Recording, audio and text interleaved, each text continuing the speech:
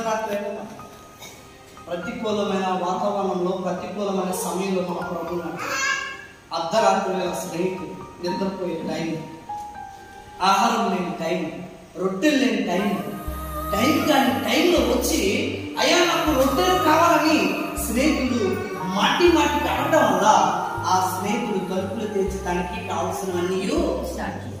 దేవుడికి స్తోత్రం. హల్లెలూయా. మరి ఆ స్నేహితుడే ఇచ్చాడంటే మనం నమ్ముకున్న దేవుడు మనకి ఎవడో మానేస్తాడా? ఎవడో మానేస్తాడా? అందుకే ఇక్కడ అంటున్నాడు, అటువలనే మీరును అలాగే అడగండి. మనల్ని అందరినీ అంటున్నాడు, అలాగే అడగండి. ప్రభు ద్వారం దగ్గరికి వెళ్ళి అడగండి.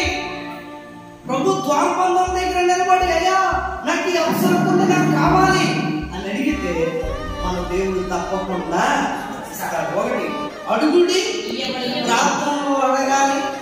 నెక్స్ట్ వెతకుడి, ప్రార్థనలో వెతకాలి. తర్వాత తట్టుడి.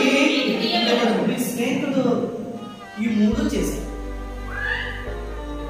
ఈ స్నేహితుడు అడిగాడు, ఒకటి అడిగాడు, రెండోది వెతకాడు. మాటికి సిగ్గుమాలి మాటికి తడుతూనే ఉన్నాడు, మాటికి అడుగుతూనే ఉన్నాడు.